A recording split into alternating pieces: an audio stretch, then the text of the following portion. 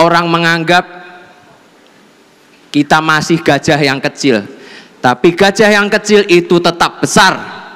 Jadi lihat nanti.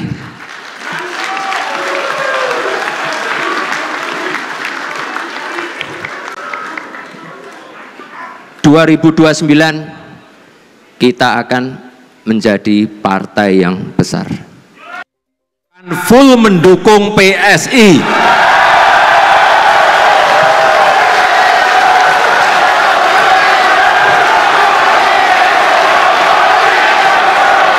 Jokowi, Jokowi, Jokowi, Jokowi, Jokowi, Jokowi, Jokowi.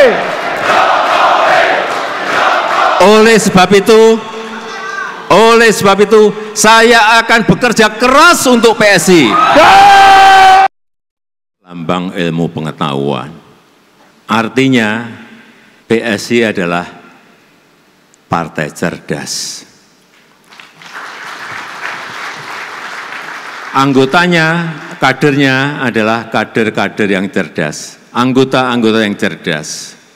Gajah juga melambangkan, setahu saya, melambangkan selain ilmu pengetahuan juga kebijakan. Tapi yang paling penting, gajah itu kuat dan besar.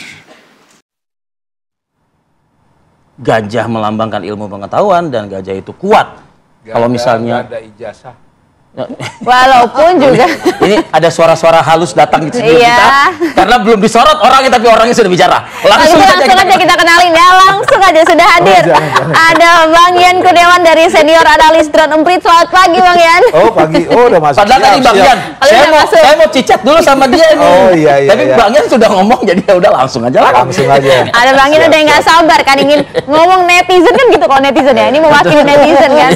Memang suka nggak sabaran, tapi di sampingnya juga sudah ada bunda kita yang cantik jelita, ada Prof. Lely Aryani, analis komunikasi politik dari LS. Biar selamat pagi. Selamat pagi, Prof. Selamat pagi. Assalamualamualaikum warahmatullahi wabarakatuh. Ya Rifi dan Bang Yan. Selamat pagi juga ya Bang Yan. Biasa kan dengan Rifi kan dia biasanya kan lalamu indah baso di kandang kudo, diganti di kandang gajah. Dan juga sudah tersambung melalui sambungan Zoom bersama KBD juru bicara PSI Aryo Bimo. Selamat pagi, Mas. Selamat pagi, Mas Bimo. Indonesia, apa kabar Indonesia? Halo, selamat pagi. Selamat ya, sudah tuntas tas melangsungkan Kongres PSI. Akhirnya udah bisa tenang sekarang ya. Dengan konsep terbuka. Waduh, luar biasa. Saya ingin, Prof dan juga Bang Yan, saya ingin ke Mas Bimo terlebih dahulu. Mas Bimo, saya ada satu pertanyaannya bentuknya pantun ini ya. Gajah duduk di taman safari, ngisep mawar sambil ngelamun pagi. Kongres PSI cepat sekali tanpa basa-basi. Katanya partai terbuka, kok Kaisang lagi? Coba tolong dijelaskan. Langsung, dijawab langsung. Pantunnya Alhamdulillah, terima kasih atas ucapan selamatnya. Karena apa? Karena memang kemarin melalui proses yang terbuka juga sebenarnya PSI alhamdulillah telah memilih ketua umum baru, meskipun yang terpilih Mas Kaisang lagi, tapi cara-caranya sudah sama sekali baru dan sudah diaudit ya, artinya e-voting yang kami lakukan kemarin juga melalui proses audit IT dan semuanya dilakukan tanpa ada rekayasa sama sekali. Jadi kemarin sudah terpilih Mas Kaisang dengan perolehan suara sekitar 65%, 62. Jadi itu yang merupakan kehendak dari para kader, satu suara, satu kader, satu suara gitu ya. Jadi itu yang bisa saya sampaikan. Sayang sekali belum mempersiapkan pantun. Tenang aja, santai aja Mas Bimo ya kan. Cuman pertanyaannya kemudian begini Mas Bimo, saya sedikit mungkin mundur sejenak ya, mungkin bisa dikatakan 1 pekan sebelum pemilu raya ini oleh PSI ini berlangsung. Ada pesaing kuat namanya Bro Ron ya, Bro Ron. Itu kalau nggak salah perbedaannya cukup jauh begitu dengan Kaisang di media 10 sampai 13 Juli begitu ya. Nah, tapi kok tiba-tiba wah langsung melesat begitu. Nah, ini kan bertanya-tanya, ini terbukanya gimana? Apalagi tadi Anda mengatakan ada audit IT juga ini. Boleh dong di-share informasinya ke kita, siapa yang mengaudit, siapa yang memilih begitu. Baik, ini audit IT-nya independen dan itu sudah ada di berita juga. Saya kebetulan lupa ininya nama tapi auditornya itu independen dan sudah disiapkan kemarin melalui berita. Nah, tapi yang perlu ditegaskan, kalau saya melihatnya, saya juga sebagai kader gitu ya, dan kemarin itu persaingan memang ketat. Kalau dari sisi popularitas, Bro Ron ini juga cukup populer di masyarakat ya, karena gebrakan-gebrakannya akhir-akhir ini. Namun dari sisi partai tentunya orang tidak akan menutup mata. Semua kader tahu bahwa PSI itu memang sangat-sangat diselamatkan oleh hadirnya Mas Kaisang ketika tahun 2023 kita menghadapi pemilu dengan elektabilitas yang masih di bawah 1%. Nah, ketika Mas Kaisang masuk, perlahan itu naik. Kami juga mengikuti sendiri, kami merasakan sendiri bagaimana 3 bulan Mas Kaisang bekerja, akhirnya bisa sampai pada saat pemungutan suara itu hampir 3% ya, jadi 2,8%. Itu menurut saya kalau dari sisi kader merupakan suatu prestasi yang belum bisa disaingi oleh siapapun pada saat ini gitu ya. Jadi memang bagaimanapun Mas Kaisang ini punya tempat tersendiri di hati kader. Itu yang terjadi kemarin pada saat kongres. Ya. Oke, punya tempat tersendiri di hati para kader, artinya banyak pertanyaan karena ini bukan politik balas budi begitu kan? Di pemilu kemarin. Bukan. Jadi kita kan memilih suatu ketua umum partai terutama itu adalah bagaimana dia meyakinkan kita atau meyakinkan para kader itu bahwa dia bisa membawa kita ke tempat yang lebih baik, ke posisi yang lebih bagus di percaturan politik di Indonesia. Itu menurut saya yang paling mempengaruhi pilihan kader pada saat ini. Meskipun saya bahkan ya. Gimana Mas Bimo? Silakan lanjut. Bro Ron itu pesaing kuat ya. Bro Ron itu pesaing kuat. Kemudian Agus juga itu, Bro Agus itu juga pesaing kuat karena dia punya basis masa yang kuat. Tapi ya kalau dari sisi kader untuk memilih seorang ketua umum ya pastinya dilihat dari apa yang dia telah lakukan untuk partai ini. Nah, ini yang menarik. Sebelum saya ke Prof. Lely dan juga Bang Yan, satu sedikit ke Mas Bimo nih, Mas Bimo. Artinya PSI lebih mementingkan siapa yang menyelamatkan partai di 2024 kemarin ketimbang ya mereka yang dekat dengan masyarakat secara langsung. Kita tahu Bro Ron dan konten-kontennya luar biasa, dekat sekali dengan masyarakat, suara-suara aspirasi dibantu, dibawa ke permukaan dan dipertemukan langsung dengan para pemangku kebijakan dan lain sebagainya. Bukankah partai politik kan harusnya kan suara masyarakat juga yang dibawa? Dan juga dengan tagline kan partai super terbuka, siapa saja kemudian bisa menjabat sebagai elit di PSI. Ini bagus banget, karena apa? Karena kalau dari sisi partai kan sebenarnya siapa nih 2029 yang bisa bawa PSI untuk menjadi lebih besar. Kalau misalnya memang masyarakat itu memang tertarik untuk bisa, kalau gitu saya juga ingin menentukan nanti ketua umum saya siapa di PSI, ya udah masuk aja join PSI. Karena apa? Di PSI kita bisa memilih secara langsung ketua yang kita inginkan untuk memimpin kita nanti. Oke. Sudah dijelaskan secara jelas, paling tidak beberapa pertanyaan netizen saat ini yang diwakili Arif Fadil gitu ya, dan saya. Tapi gini, Prof. Puaskah seorang guru besar komunikasi politik mendengar jawaban dari Mas Aryo Bimo, juru bicara PSI? Ya, politik memang seperti itu, Vi. Seperti pantun Rivi tadi yang mengundang tanya. Gitu kan, yang kok cepat sekali, gitu kan. Sebenarnya dalam konteks PS ini tanpa kongres pun kita sudah bisa membayangkan Kaisang akan dipilih. Kok bisa membayangkan? Sebab itu seorang Pak Jokowi di Solo pernah mengatakan partai ini akan super terbuka katanya. Iya. Kita membaca banyak partai setelah reformasi. Ingat, ada 158 partai yang dibentuk oleh masyarakat karena kesel ya, cuma ada 3 partai politik waktu itu kan. Ya, tersaring oleh KPU 48. Terpilih oleh masyarakat berapa? Di angka 10 kan, cuma ya. Karena masyarakat sebenarnya yang menentukan. Jadi pertanyaan Rify yang terakhir tadi bagus sekali. Seorang Mas Bron gitu kan, sama Mas Broron, Mas Bron aja lebih muda, sama Mas Sang, sama Mas Kaisang gitu. Nah, Mas Kaisang itu dia kan 2 fenomena yang berbeda sebenarnya. Yang satu modal sosial, yang satu modal politik. Nah, seringkali modal sosial pasti dikalahkan oleh modal politik. Yang satu relasinya ke masyarakat, yang satu relasinya ke patron. Nah, dinamika antara patron sama si klien kebanyakan dimenangkan oleh yang punya relasi patron. Itu dalam politik. Jadi tanpa harus kongres pun sebenarnya kita membayangkan Kaisang ini juga akan menang gitu. Jadi ibaratnya seperti ada tamu, saingan atau lawan yang sebenarnya udah kamu maju aja deh supaya jangan terlihat bahwa sebenarnya dia tidak punya lawan. Nah, artinya sudah sejak awal ini memang ini hanya formalitas saja begitu, Prof? Saya kira hanya formalitas, meskipun PSI pasti membantahnya, tapi kita membaca situasi ini saya juga dengan Rify ngobrolin politik sudah 15 tahun di sini gitu kan. Inilah orang yang suka membaca tiap berkomunikasi dengan saya ketika saya on air nih. Perkembangan partai mulai dari Wisma Nusantara peralihan antara Pak SBY waktu itu juga kita membacanya dari Bu Mega ke Pak SBY pun demikian.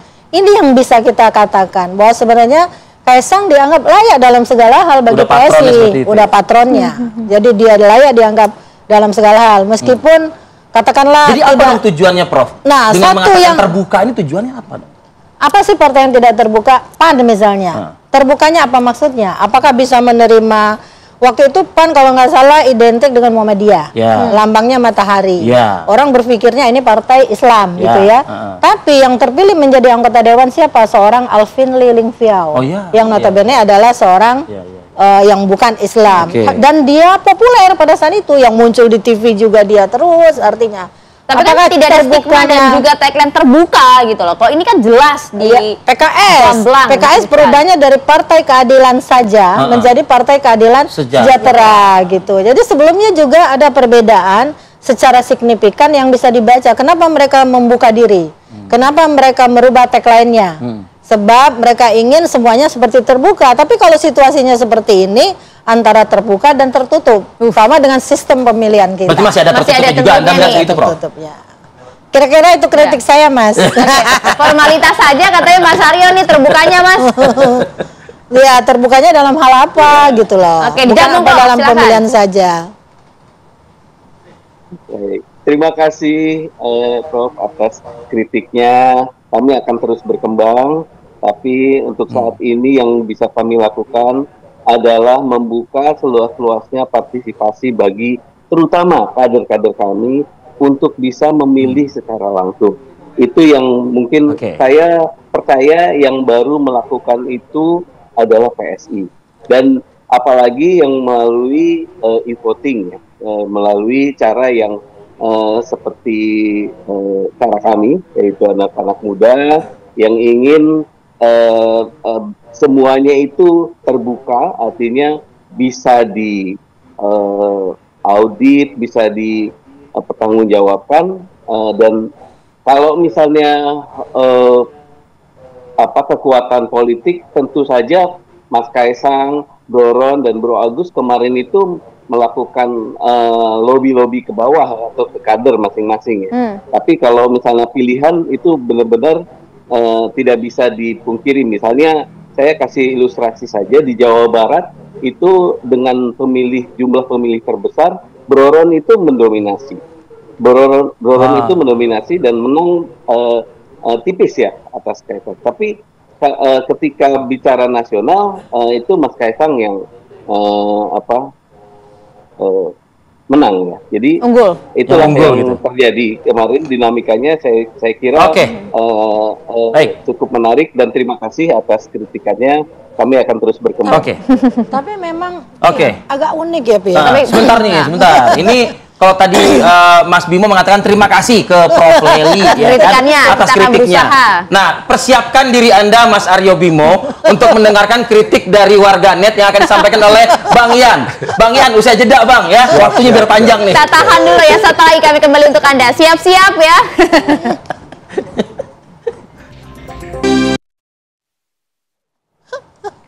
Ya, Anda kembali di Apa Kabar Indonesia pagi tadi. Sebelum mulai gitu ya, Prof. ini keluarin semua ya, kata netizen, keluarin semua. Udah Maksudnya Ayah gini, sebelum mulai Mas Bimo, tadi Prof. Lely dan Bang Yan, ini kita ngejulit bareng di sini. Gitu. Kan seperti pepatah mengatakan kan, maha benar netizen dengan segala Komentar. kejulitannya. Ya. Bang Yan, Kalau gitu Bang Yan. Iya. menyikapi kongres Bang Yan, apa yang menjadi perbincangan warganet? Ramai loh di warganet kan. Iya, jadi gini, terbagi ya Twitter, ini ada karakter dari X atau Twitter, terus Instagram, terus TikTok. Oke. Gitu. Terus banyak komentar negatif, nyinyir, bin jahat lah, macam-macam. Anda mengatakan banyak itu maksudnya lebih dominan. Lebih gitu. dominan negatifnya itu ada di Twitter gitu. Contoh misalkan tadi ijazah itu yang berkembang di Twitter, ijazah gajah itu yang berkembang di Twitter adalah ijazah tidak ada ijazah. Nggak ada. Nggak ada Kepanjangan ijazah. Oh, karena dengan kasus yang juga sedang marak saat ini. Iya. Beda sama Instagram. Instagram apa? Narasinya Gajah itu lebih, ijazah itu lebih rendah. Yang paling penting adalah ijab sah. Wede. Agak beda dikit. Itu karakter. Kalau TikTok? Iya. Nah, kalau TikTok dia lebih netral. Ini yang menarik. TikTok itu lebih netral. Padahal TikTok itu sumbernya anak-anak muda cari informasi politik itu rata-rata di TikTok. Itu hati-hati. Makanya jangan sampai juga para hatersnya PSI, Pak Jokowi itu asik di tanda kutip di dunianya sendiri. Kalau Gitu. Facebook untuk Oke, tapi ada data-data yang dibawa nggak bagian Oke, ini? kita lihat. Oke, data slide-nya di dong sini. tolong disiapin ya. Nah, pertama itu, Apa yang akan Anda fokus bicarakan apa nih soal pertama sentimen dulu. sentimen Oke. dulu? Ya, Oke. sentimen sebetulnya kami ngambil data selama 1 bulan terakhir ya dari 22 Juli. Boleh sambil di-roll ya ininya datanya. Sampai sekarang 21 Juli, cut off-nya kemarin. Ya, sentimen positif itu tinggi, 58%. Wow, lumayan ya itu 58. Nah, yang Ini menarik ya? gini, tingginya itu karena pertama PSI itu relatif tidak mau konflik. Coba sebulan terakhir ya, isu terkait Kongres PSI itu sepi. Karena lagi nyiapin kongres besar ini loh. Enggak, karena menghindari konflik. Oke. Iya, interpretasi kami menghindari konflik. Ya, yang paling tinggi dalam 1 bulan terakhir adalah isu ijazah palsu Pak Jokowi. Terus kedua isu pemakzulan Gibran. Oke. Gitu. Terus yang kedua, kenapa positifnya tinggi? Di hari terakhir itu ada Pak Prabowo, ada Pak Jokowi yang mengendorse PSI. Begitu. Nah, itu tinggi Dengan semua. hadir di kongres itu. Dengan hadir di kongres itu. Dan Pak Prabowo, kita tahu jejak digital dulu ya. Ya. Haters kuatnya Pak Prabowo dengan kejulitannya itu adalah PSI. Iya. Ya. Iya, Tapi benar. kemudian Di dengan 2014, kehadiran. 2019 Iya, ya. Dan sekarang itu dibalik dan itu jadi sentimen positif. Sentimen positif, oke. Gitu. Terus satu hal lagi yang menarik adalah di karakter dari 3 kanal tersebut. Gitu. Nah ini kita Ini lihat ya? di situ. Boleh full screen dulu boleh Ya, coba. Coba kita lihat full screen. Oke. Gitu. Itu kan data 1 bulan tuh. Dari 22 Juni sampai 21. Ya, itu Bang. Relatif media online ya, terus kanal medsos itu kecil beritanya atau percakapannya juga kecil. Yang tinggi itu? Yang tinggi itu pada saat akhir. Pada penutupan kongres. Oh, wow. Ada banyak beberapa poin yang bikin media Apa? itu Pidatonya Pidato Kaisang dan Jokowi? Pak Jokowi? semua rata-rata itu menarik. Pertama itu kehadiran Pak Prabowo. Oh, itu. Ya, Pak Prabowo pantun di situ. Pak Prabowo menunjukkan kedekatannya dengan Grace Natali. Begitu. Itu dari sisi Pak Prabowo. Ya. Terus dari Pak Jokowi juga. Pak Jokowi bilang bahwa saya akan sekuat tenaga Full. untuk Iya, PSI. bekerja Ya, keras. walaupun di Support. medsos keluarnya adalah sen kiri belok kanan, kurang lebih kayak gitu. Nah, kan selalu ada Medsos ya? Iya, Medsos ini mah Kayak gitu. tenan ini. Nah, terus selanjutnya adalah sisi gajahnya yang tadi. Gajah tadi itu punya wow effect. Orang yang tadinya nggak tahu jadi tahu gitu. Makanya interpretasinya macam-macam. Ya, PSI sudah mengeluarkan interpretasinya sendiri.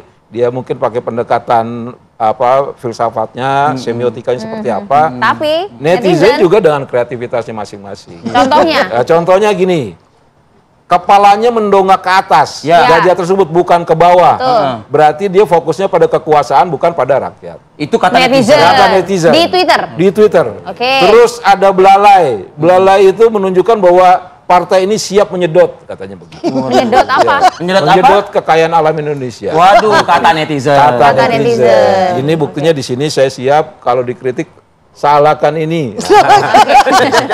Ada Ada buktinya. Ada buktinya. Itu contoh-contoh narasi Contoh-contoh netizen di narasi. media sosial. Oke, Ah, tapi kalau narasi positifnya seperti apa? Kalau narasi positif itu lebih TikTok baik. misalnya kan? Ya, kalau di TikTok jadi gini.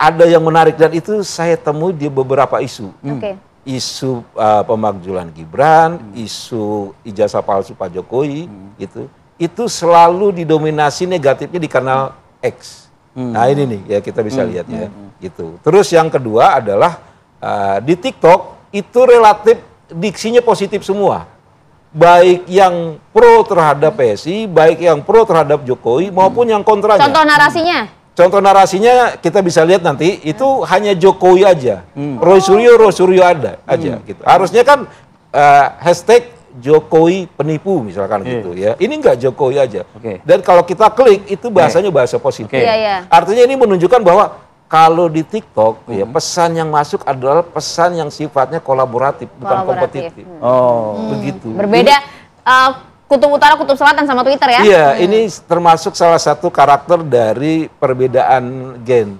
gitu. Mereka Dan- gen anak-anak baru, yang orang bilang ini itu sebenarnya masyarakat aslinya digitalnya Indonesia itu di situ. Gen Z? Gen Z-nya di situ. Oke, artinya sebenarnya isu-isu ini juga mayoritas yang kemakan isu ini di media sosial netizennya kalangan apa sih? Gen Z, Gen Alpha atau milenial? Jadi gini, setiap segmen tuh punya ketertarikan sendiri terhadap politik.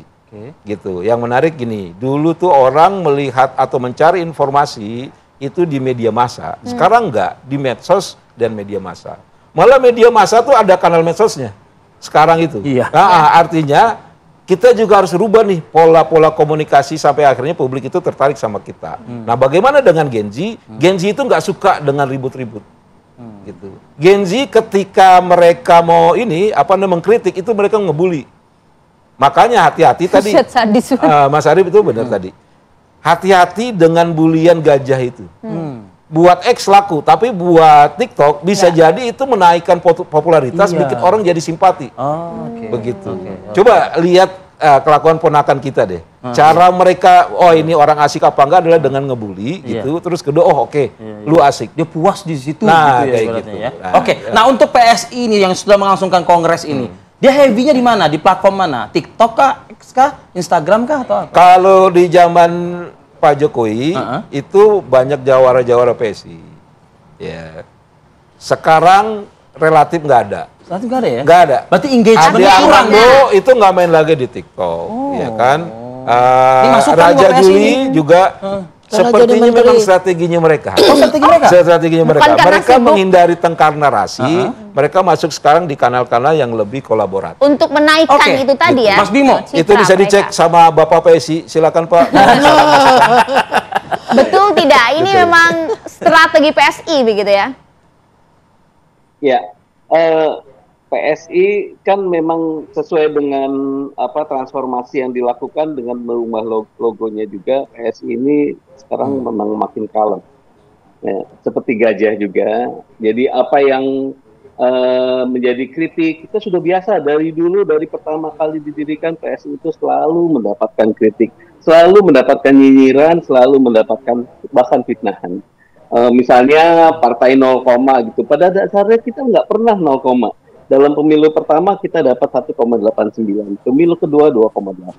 Tapi masih selalu disebut 0, dan kami belajar untuk terus menerima kritikan itu sebagai sesuatu yang membangun, menyemangati jiwa kami. Nah, pada saat ini memang PSI lebih kalem ya dibandingkan masa-masa dulu. Juga kami juga umurnya kan bertambah ya. para penggawanya tadi yang sudah di dalamnya itu juga bertambah, anggota-anggota baru masuk juga, itu merupakan suatu perkembangan yang kami nikmati sampai sekarang, dan kami menyadari bahwa itu mengubah juga perilaku medsos kami gitu ya. Meskipun kalau saya sih melihatnya ya kita tetap aktif dimanapun di semua platform. Lebih kalem, tapi kayaknya nampaknya abis ini akan ngegas parah nih kan. Loh, Mas Kaisang kan bilang sudah ada pekikan keriak keras 2029 itu dia. Kayak gitu ya Mas Bimo? Ya, betul. Jadi kalem bukan berarti tidak melangkah, tidak bergerak ya. Kami bergerak dan seperti gajah juga ya. Kita sekarang lebih berhati-hati kalau misalnya itu kan gajah itu sangat-sangat peduli sama lingkungan, peduli sama sekitar, jangan sampai dia menginjak makhluk hidup lain, jangan sampai dia itu menyakiti. Injak mobil orang aja. Itu yang kalau di medsos. Ya. Ya, tidak hanya orang ya, artinya semua lingkungan kita perhatikan, artinya di medsos ataupun di dalam kehidupan yang sebenarnya kita menjadi lebih bijaksana, karena itulah yang menjadi filosofi gajah yang kami ambil. Dan ini baik Mas Bimo, sepertinya ada satu pelajaran yang diambil oleh PSI dalam pergerakan mereka di medsos. Jadi isu ijazah palsu itu sebetulnya kan ada 2 chapter. Chapter pertama itu chapter waktu di 2022. Yaitu waktu itu ingat nggak Bambang Tri sama Itu kan berarti udah lama. Yang kedua itu diinisiasi oleh kadernya PSI, Dian Sandi. Dia posting ijazah. Itu yang upload pertama kali. Ya, pertama kali, dan itu membesar. Begitu masuk Bang Rismon di situ dengan forensik digitalnya tambah membesar. Bisa jadi karena saya kan dari luar, Ngambang tidak luar. Itu mungkin jadi salah satu pelajarannya PSI. Makanya tadi dibilang tidak lagi aktif di media sosial itu. Begitu. Tetap ada tapi tidak signifikan. Nah, bagaimana cara dia? Ini mungkin ke Prof Leli, tapi mungkin Bang Ian juga punya analisa sendiri. Bagaimana caranya membuktikan dan memproofkan gitu ucapan Mas Kaisang 2029 gajah ini akan besar. Mungkin tidak. Bisa jadi tidak aktif di media sosial, ya kan? Aktif di media sosial tapi tidak masuk engage dengan netizen begitu. Jadi gini.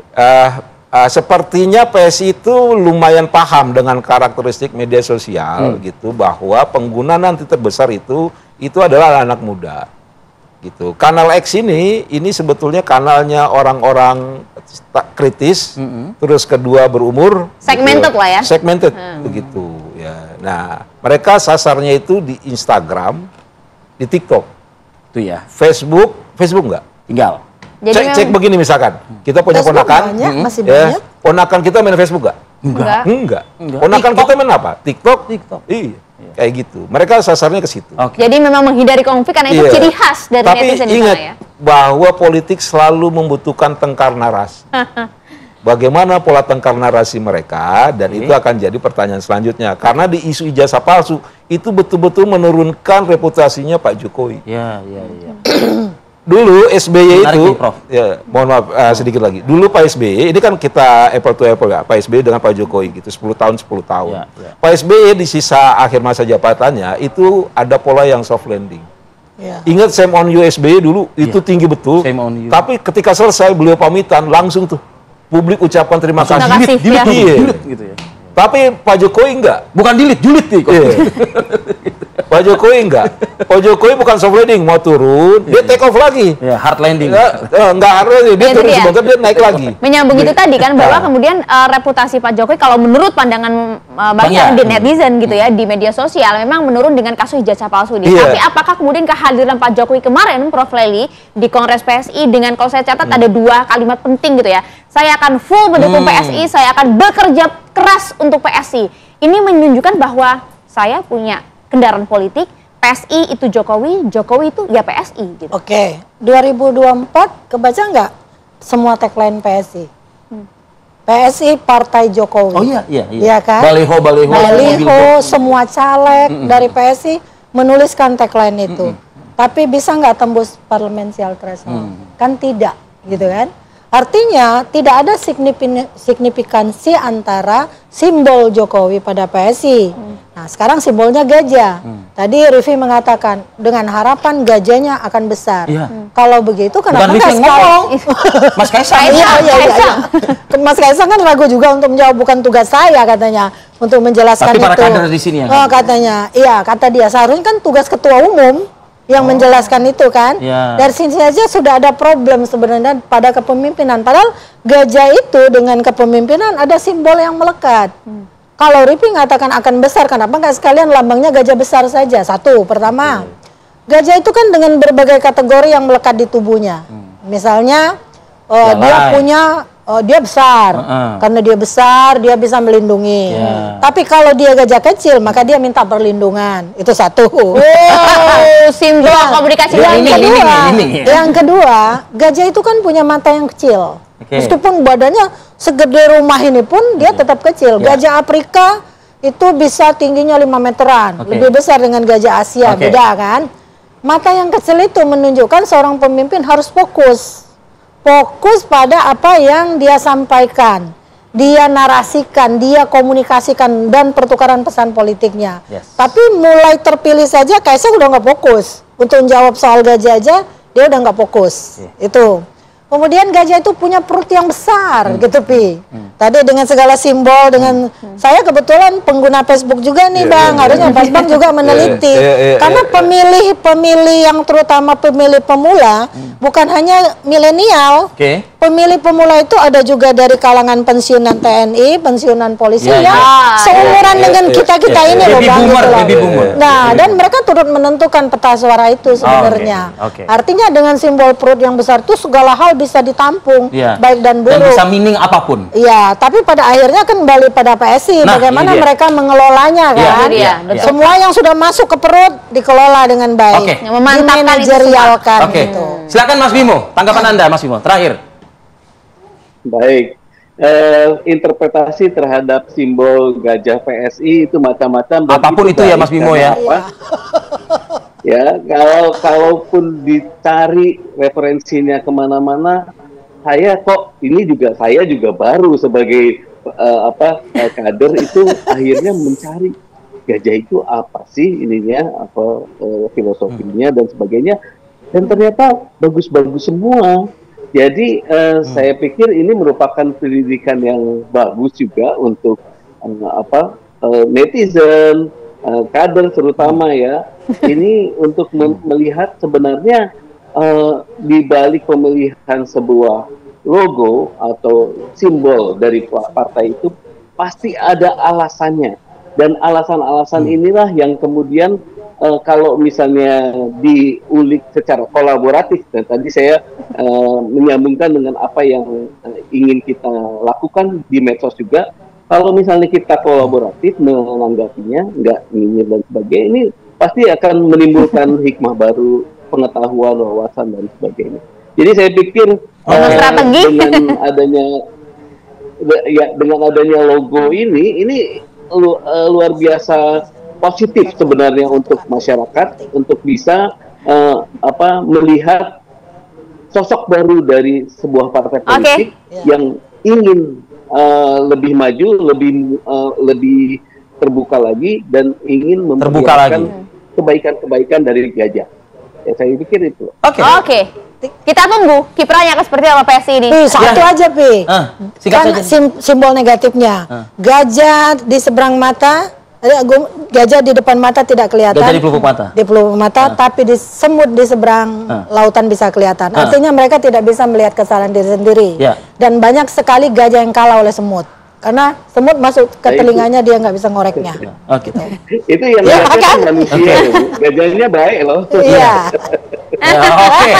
Oke, Mas Bimo, kalau saya membuka dengan pantun, nutupnya juga dengan pantun. Apa tuh? Ke Ciawi beli pisang. Cakep. Sukses PSI, selamat bertugas Mas Kaisang. Terima kasih Mas Bimo. Terima kasih Bang Yan. Terima kasih banyak. Karena kami harus jeda dulu. Sejenak kami akan menghadirkan pemirsa bagaimana kemudian kiprah dari Basarnas Manado yang hingga saat ini masih terus mencari 2 korban hilang dalam insiden kebakaran kapal KM Barcelona di perairan Pulau Talise, Minahasa Utara. Sesaat lagi untuk Anda. Terima kasih Prof. Ali.